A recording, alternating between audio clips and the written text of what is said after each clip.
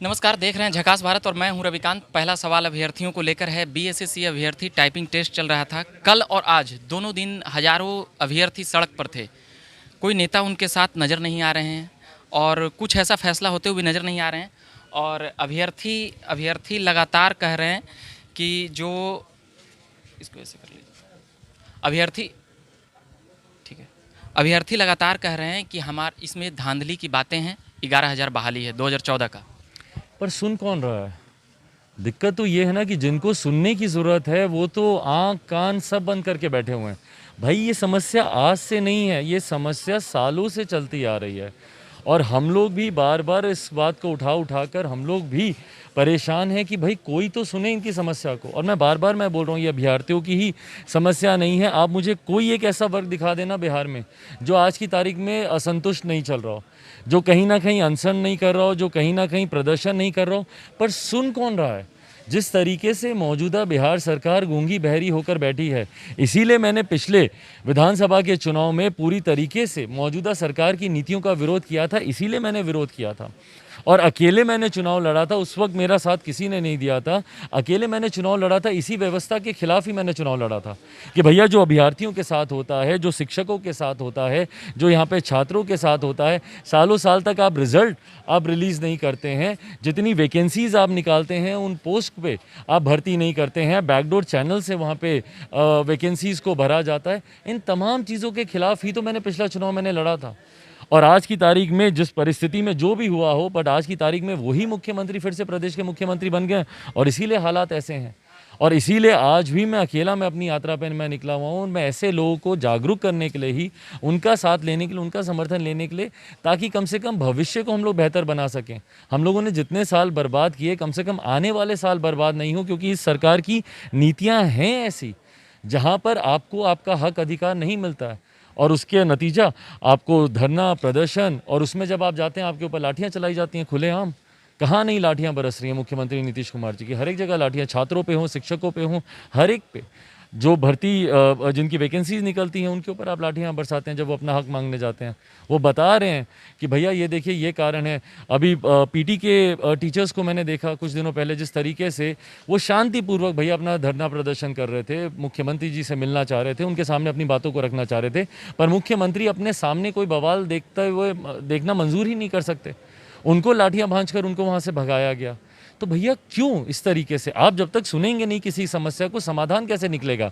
और यही कारण है कि समाधान नहीं निकल रहा है। क्यों? क्योंकि मुख्यमंत्री सुनना नहीं चाहते। आप यात्रा निकाले, आशीर्वाद यात्रा, उसके बाद फिर उपेंद्र कुशवाहा जी यात्रा निकाले, अभी जदयू के प्रदेश अध्यक्ष जी यात्रा निकालने वाले हैं। तो क्या आप लगता है कि बिहार में केवल यात्रा ही निकली? भाई देखिए, मैं तो यात्रा निकालने का मेरा कारण रहा, मेरा मकसद रहा कि मैं आशीर्वाद लेना चाहता हूं, क्योंकि पिछला चुनाव मैंने अकेले लड़ा। मैं आने वाले समय में मैं चाहता हूं कि लोग एकजुट हों, एकत्रित हो, जात पात धर्म मजहब से उठें और सही में देखें कि कौन बिहार के हक के लिए काम कर रहा है, कौन बिहार के विरोध में काम कर रहा है। मौजूदा सरकार की नीतियों को जाने, समझे कि भैया क्यों बिहार इतने सालों से बर्बादी की कगार पर आकर खड़ा है। मैं तो इस जागरूकता के लिए मैंने इस यात्रा की मैंने शुरुआत की है। पर बाकी लोग जो यात्रा निकाल रहे हैं उसमें से तो कई दल ऐसे हैं जो कि सत्ताधारी हैं, और जिन दो नेताओं का आपने जिक्र किया, दोनों सत्ताधारी सरकार के दोनों अंग हैं। तो भैया अगर आप यात्रा निकाल रहे हैं तो आप इन समस्याओं का समाधान ढूंढिए। उस यात्रा में आप जाइए अभ्यर्थियों के पास, आप जाइए शिक्षकों के पास, आप जाइए छात्रों के पास और इन समस्या का हल निकालिए। सिर्फ यात्रा करके घूमने भर से कुछ नहीं होने वाला। आप जब तक इनके पास जाकर इनकी समस्या को नहीं सुनेंगे, तब तक आप बिहार को आप आगे नहीं बढ़ा पाएंगे। और मुझे खुशी है कि कम से कम मेरी यात्रा के बहाने ही सही, या मुझे ही दिखाने के ही सही, कम से कम सरकार के लोग यात्रा पर तो निकल रहे हैं, जागे तो हैं कम से कम। क्योंकि मैंने तो लंबे समय से नहीं देखा था कि भैया सरकार का कोई व्यक्ति यात्रा पर निकल रहा हो, जनता के बीच जा रहा हो। इस बार मुझे खुशी हुई कि मुख्यमंत्री को भी मैंने बाढ़ प्रभावितों के बीच देखा, क्योंकि एक लंबे समय से हवाई निरीक्षण के अलावा मैंने कभी नहीं देखा। आखिरी मुझे तस्वीरें ही नहीं, अगर आपको मुख्यमंत्री जी आपको बात कर रहे हैं ऐसा लग रहा है? मुझे नहीं पता कि वो मुझे वॉच कर रहे हैं कि नहीं कर रहे हैं, बट हाँ मुझे खुशी है इस बात की, क्योंकि मैंने बार बार उनसे ये आग्रह किया था कि भैया जाइए बाढ़ प्रभावितों के बीच।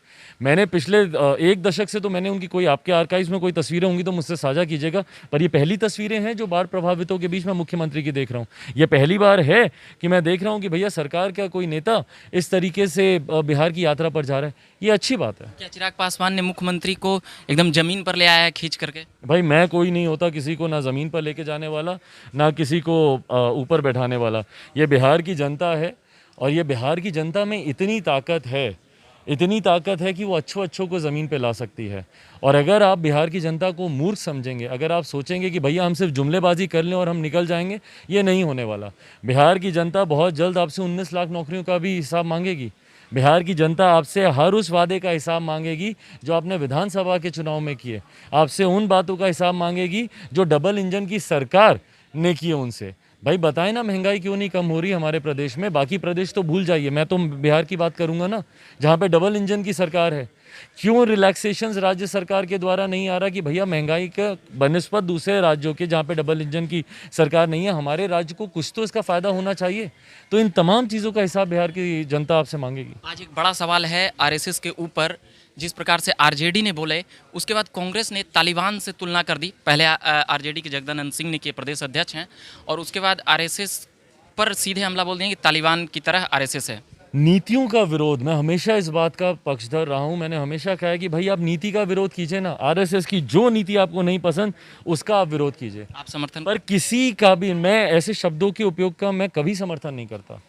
भैया आप किसी को, आप एक ऐसे आतंकी संगठन के साथ अगर आप उसकी आप तुलना करेंगे, मैं नहीं मानता इन सारी बातों को। आप मर्यादित शब्दों में रहते हुए आपको जिसका जितना विरोध करना है आप कीजिए ना, पर अगर आप ऐसे शब्दों का आप उपयोग करेंगे जो कि नहीं उचित हैं, कोई भी अगर राष्ट्रीय अगर एक संगठन है जो इतने समय से रहा है, मैं बार बार मैं बोलता हूँ भाई, मुख्यमंत्री से मेरा कोई व्यक्तिगत उनसे विरोध थोड़ी है। मैंने सिर्फ और सिर्फ मुख्यमंत्री नीतीश कुमार जी की नीतियों का विरोध किया, और मैंने चुन चुन के उनकी नीतियों का विरोध किया। मैंने 7 निश्चय का मैंने विरोध किया है। मैंने चुन चुन कर मुख्यमंत्री नीतीश कुमार जी के हर उस फैसले, हर उस नीति का विरोध किया जिसका मैं समर्थक नहीं हूँ। मैं नहीं मानता कि भाई 7 निश्चय से बिहार का विकास हो सकता है, मैंने उसका विरोध किया, और मैंने बिहार फर्स्ट, बिहारी फर्स्ट को मैं सामने लेकर आया कि भाई आप तुलना कर लीजिए ना, कौन सी नीति बेहतर है, बिहार फर्स्ट, बिहारी फर्स्ट बेहतर है कि 7 निश्चय बेहतर है? आप उसकी तुलना कर लीजिए, जनता आपको खुद ही सामने से बता देगी कौन सा बेहतर। तो नीति का विरोध कीजिए। इस तरीके से टारगेट करना और इस तरीके से किसी संगठन को उसकी किसी ऐसी संगठन से तुलना करना जो कि आज की तारीख में अंतर्राष्ट्रीय स्तर पर देख रहे हैं कि भैया किस तरीके से उन्होंने आतंक मचा के रखा हुआ है, इन शब्दों के प्रयोग का मैं समर्थन नहीं करता। चिराग पासवान को कांग्रेस से, मध्य प्रदेश से नेता देख रहे हैं आपको। दिग्विजय सिंह ने कहा कि आजकल सब लोग यात्रा ही निकाल रहे हैं, आपके पिताजी का नाम लिए, बोले इनके पुत्र भी निकाल रहे हैं, तो वहाँ तक खबरें लगता है जा रही, पूरे देश में बन रही है। चिराग भाई मुझे लगता है कि हर किसी को जनता के बीच रहना चाहिए। नेताओं की जिम्मेदारी होती है कि वो जनता के बीच ज़्यादा से ज़्यादा समय बिताएं। जब तक आप जनता के उन्होंने कहा कि ये यात्रा निकालने से नहीं होगा चिराग, मतलब कि कई लोग कहे कि दिल्ली चले जाते हैं इधर उधर, और भी जदयू के लोग भी कहते रहते हैं, इसको लेकर केवल यात्रा नहीं। देखिए, यात्रा आज की तारीख में मैं तो मान रहा हूँ कि भाई यात्रा निकालने से कुछ नहीं होगा। मैं तो सरकार का हिस्सा नहीं हूँ ना भाई, मैं क्या कर सकता हूँ? मैं तो ज़्यादा से ज़्यादा ऐसे लोगों को एकजुट कर सकता हूँ जिनको मौजूदा सरकार जातीयता के नाम पर बांटने का काम करती है, धर्म के नाम पर बांटने का काम करती है।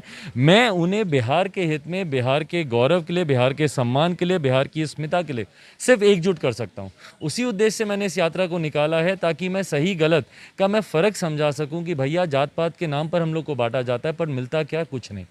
तो इसलिए ज़रूरी है एकजुट होना सिर्फ और सिर्फ बिहार के विकास के नाम पर। धन्यवाद। ये चिराग पासवान जी से बात कर रहे थे। आप बने रहिए, बिहार की तमाम पॉलिटिकल अपडेट्स मैं दिखाता रहूँगा और लाता रहूँगा। आप झकास वाला चैनल को सब्सक्राइब नहीं किए होंगे तो कर लीजिएगा, और फेसबुक पेज को भी लाइक करिएगा। धन्यवाद।